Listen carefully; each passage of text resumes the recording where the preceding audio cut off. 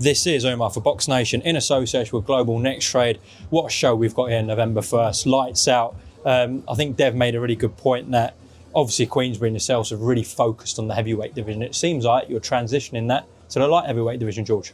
Yeah, look, we were always on the search for talent across divisions, but what I think we're benefiting from right now in the UK is how stacked the light heavyweights are. There's so many good quality guys that are, from British, European, world level, and there was always an opportunity if we could do it.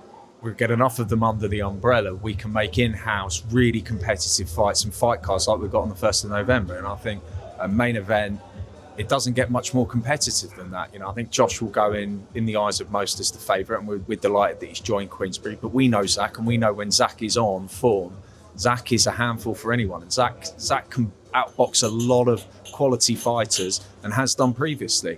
And, in Brad versus Lyndon, United versus City, or City versus United, I should probably get it the right way round. For the European title, it's a great Mancunian derby and something that I think that people are going to be in for a real treat. And again, it's another, they're guys that we know.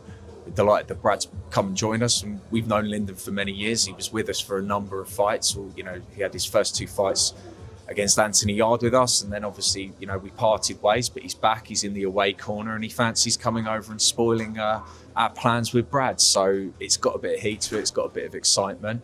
And look, great to be linking up as well with the Ready to Fight guys and bring Daniel back over. I thought his performance against Louis Evanson was really impressive. Again, a really competitive fight. Louis, another one that we're still very hopeful of, is going to be in some exciting fights in the light heavyweight division. And Troy put on a great performance against Ezra Taylor and gets his reward despite the loss in another big opportunity and big fight. And if he can pull it off and he wins it, he takes a lot of these regional ranking titles with the governing bodies, with the sanctioning bodies rather. And if he gets them, he's all of a sudden in a position for big fights and big opportunities.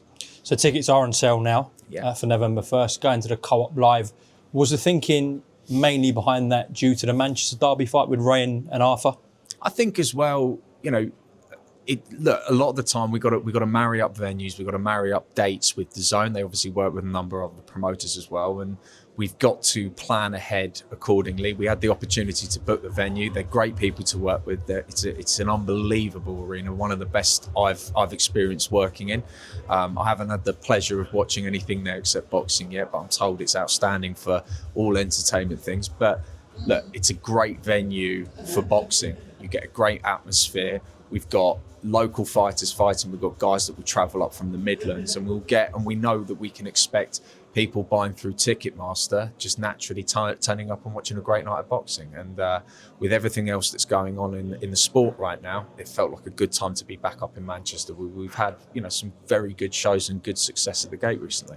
We know DAZN's, of course, a global platform, but when you guys came on board, and it's been a while now, but shows like this where you're getting fantastic domestic matches, except the lapping one, of course, but still a brilliant fight, but really honing on quality British fights. Was that a big thing from DAZN to you guys?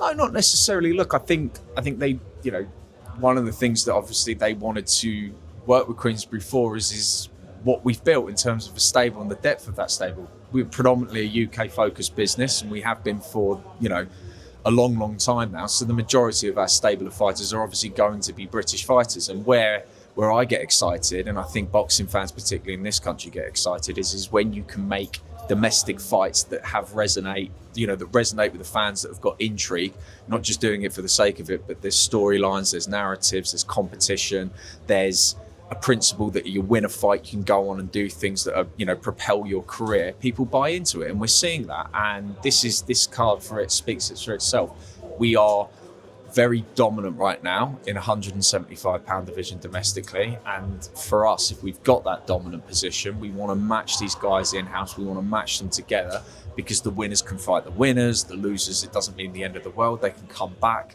and there's a storyline and there's shows that we can promote. Just the last one on this card. I actually remember speaking to your dad about 4 or 5 years ago when things between Queensberry and Matchroom weren't the best, and I asked him if there's one fighter you could get from Matchroom stable, this is when Buatsi was with them.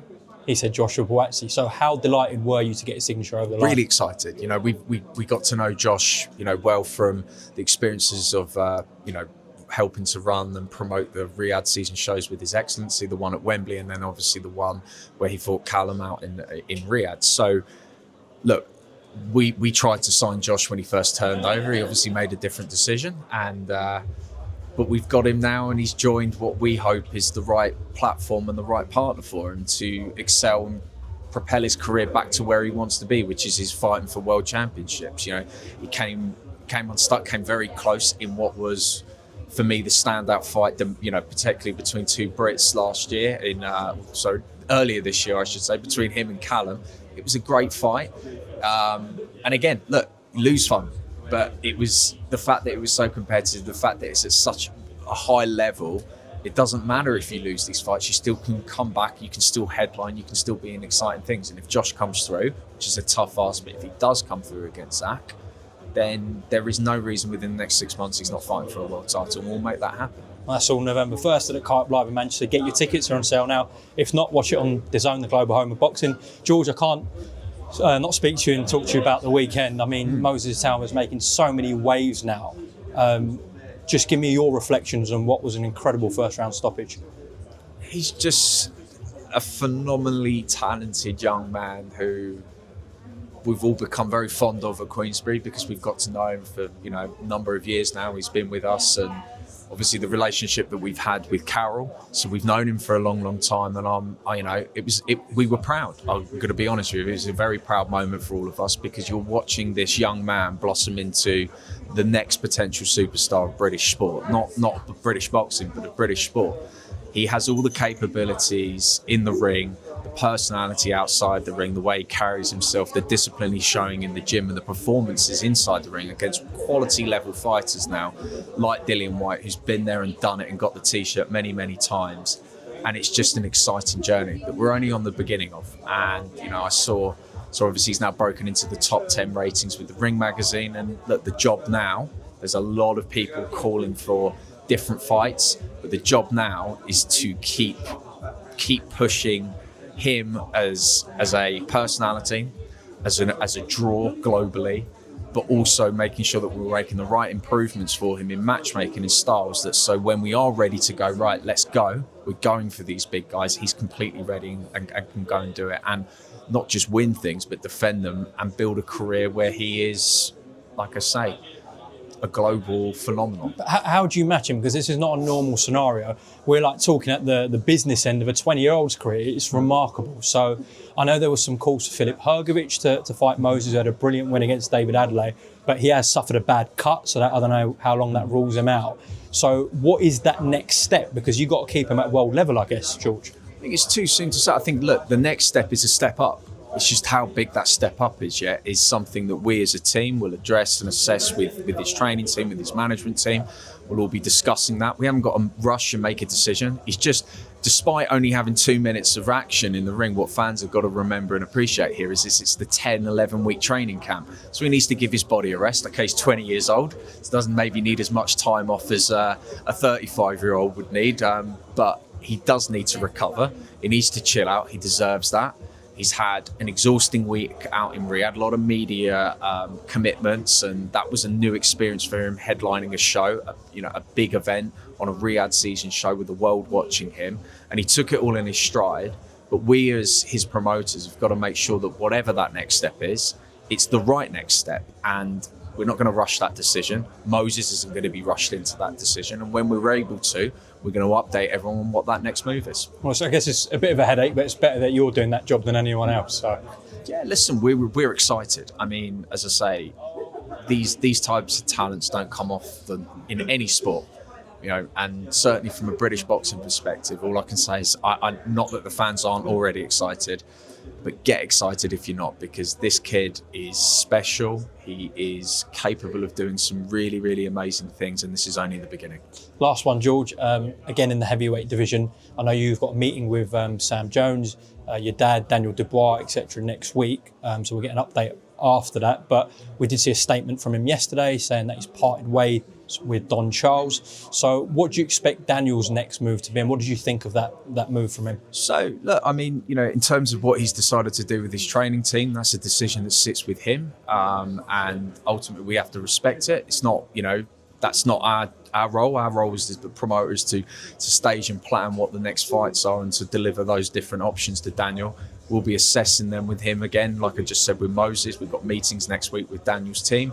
And when we're able to, we'll be updating everyone. But I'd like to see him out again. I'd like to see him out before Christmas because I think, you know, he had quite a long delay with the injury or the withdrawal, because of illness against Joe Parker.